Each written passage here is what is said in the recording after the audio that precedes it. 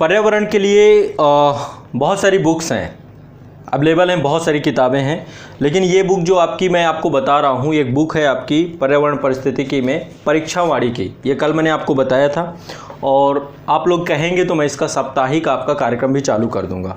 तो अब मैं एक बार आपको इस बुक के बारे में बता देता हूँ। जो क्लासेस आज़ाद IAS एकेडमी के लाइव ऑफलाइन बैच के द्वारा करवाई जा रही हैं, इसके अतिरिक्त इस पुस्तक का क्या रोल होगा, क्या भूमिका होगी पर्यावरण के विषय वस्तु में, इसको एक बार समझ लेते हैं। आप लोग यदि मेरी क्लास के साथ साथ इस पुस्तक को भी करेंगे, और देखो पुस्तकें बहुत हैं, मैं नहीं कह रहा कि केवल इसी पुस्तक को, मैं आपको इन्वायरमेंट के भी और अन्य पुस्तकें भी बताऊंगा, वो पुस्तकें भी आप लोग एक बार देख लीजिएगा।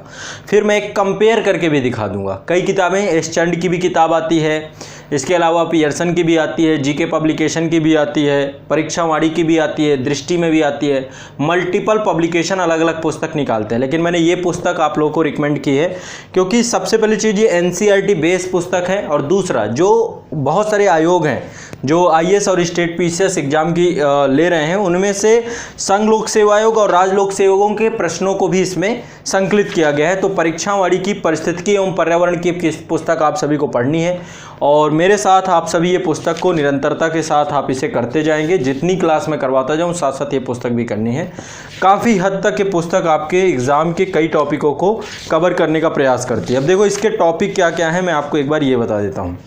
सबसे पहला टॉपिक इसमें पर्यावरण के बारे में बताया गया है कि एनवायरनमेंट क्या है, और उससे जुड़े हुए पूरे चैप्टर वाइज आपको यहाँ पे टॉपिक दिए गए हैं। पर्यावरण की संरचना क्या है, प्रकार क्या है, संगठक क्या है, विषय क्षेत्र क्या है, संबंध क्या है, मानव पर पर्यावरण का प्रभाव क्या है, मानव और पर्यावरण संबंधी अवधारणा क्या है, स्थायी विकास क्या है, सतत विकास सूचकांक क्या है, ये सारा कुछ दिया गया है। फिर इसमें जो है पिछले साल के प्रश्न का, हर चैप्टर के बाद पिछले साल के प्रश्न का उत्तर इन्होंने दे रखा है।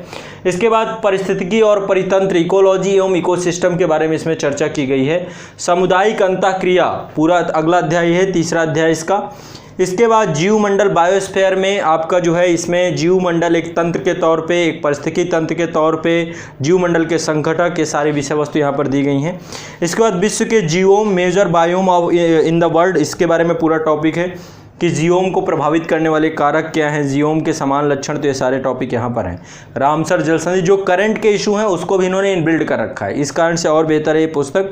इसके अलावा जैव विविधता और उसका संरक्षण, ये टॉपिक भी है इसमें, बायोडाइवर्सिटी भी है, जैव विविधता का संरक्षण भी है, भारत में जीवों के संरक्षण के लिए क्या उपाय किए गए हैं, ये सारी विषय वस्तु है। जैसे कि बताया गया है कि जो वन्य जीव संरक्षण को लेकर के 2 प्रकार अपनाए जाते हैं, वैसे कई प्रकार हैं लेकिन 2 मुख्य प्रकार हैं। पहला है जिस स्थान पर वो रह रहे हैं उस स्थान पे उनका संरक्षण कर दीजिए, और दूसरा यह है कि उनको उस स्थान से ले जाकर के किसी अन्य स्थान पर वो एनवायरनमेंट, वो माहौल क्रिएट करके जिस पे वो जिंदा रह सकते हैं, उस स्थिति परिस्थिति को हम ले जाकर के उन जीवों का संरक्षण कर सकते हैं, है ना। तो आप देखते हैं ना, राष्ट्रीय उद्यान बनाए जाते हैं, वन्य जीव अभ्यारण्य बनाए जाते हैं, ये क्या है, उनके प्राकृतिक आवास क्षेत्र होते हैं, वहीं पर जीवों का संरक्षण किया जाता है। और जो वन्य जीव अभ्यारण्य होते हैं, यहाँ पर भी प्राकृतिक आवास ही होता है। इसके अलावा आप देखते हैं ना, जू बनाए जाते हैं, चिड़ियाघर बनाए जाते हैं, वो क्या है, जानवरों को दूसरी जगह ले जा करके उन्हें एक एनवायरनमेंट दिया जाता है, और मानव भी वहां पर प्रवेश होता है ताकि मानव और जानवरों के बीच में एक तारतम्य बन सके।